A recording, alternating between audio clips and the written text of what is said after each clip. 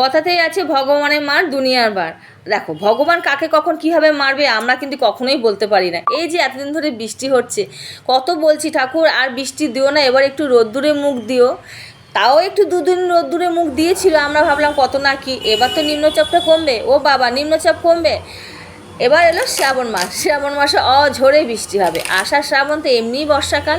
Hello everyone, কেমন আছে তোমরা? আশা করছি ভালো আছে, আমি অনেক ভালো আছি। বরকে বললাম তো আজকে তো বৃষ্টি পড়ছে সকাল থেকে, তুমি কি খিচুড়ি খাবে?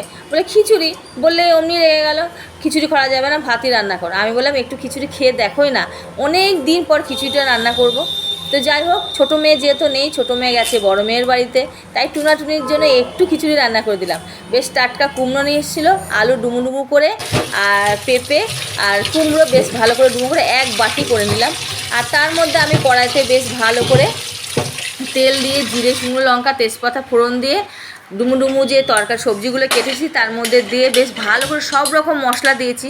তাতে মশলাগুলো দিয়েছি আমি জিরের গুঁড়ো, হলুদের গুঁড়ো, লঙ্কার গুঁড়ো, মিষ্টি, নুন, ধনের গুঁড়ো, আবার আদা, এই কটা জিনিস দিয়েছি আর ভালো করে বেশ কষিয়েছি। তার মধ্যে সোয়াবিন কটা ভিজিয়েছিলাম, অল্প সোয়াবিন, সেই কটা সোয়াবিন সিদ্ধ সোয়াবিন ভালো করে ছিদ্রে কষার মধ্যে আমি দিয়ে দিয়েছি। বেশ ভালোই লাগছে বেশ কষাটা, মনে হয় ওটাই একটা তরকারি। তার মধ্যে আমি এদিকে আতপ চাল ভিজিয়ে রেখেছিলাম, মুগের ডাল, মুসুরির ডাল, এই তিনটে উপকরণ ভালো করে ভিজিয়ে রেখেছিলাম। ভালো করে কষিয়ে দিয়েই আমি চালটা দিয়ে দিলাম। বেশ চাল সমেত ভালো করে কষিয়ে অল্প জল দিয়ে আঁচ কমিয়ে ঢাকা দিয়ে বেশ ফুটে উঠেছে। তারপর আবার জল দিয়েছি, গবগব করবো যখন ফুটেছে, আমি লাস্টে একটু ঘি দিয়ে নামিয়ে দিয়েছি। তারপরে আমি ভাবলাম কি এর মধ্যে একটু কাজু বাদাম কিশমিশ হলে ভালো হতো। যাই হোক, তখন খুব অঝরে বৃষ্টি পড়ছিল, বড় ঘরে ছিল, একটু আগেই চলে এসেছিলো খেতে।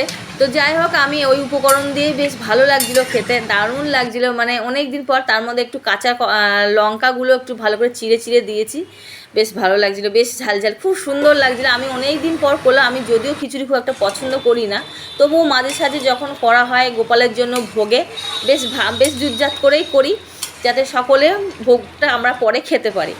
যাই হোক, তারপরে এর সঙ্গে একটু যদি ভাজাভুজি না হয় তাহলে কি হবে, খিচুড়িটা তো আনকমপ্লিট হয়ে রইলো না।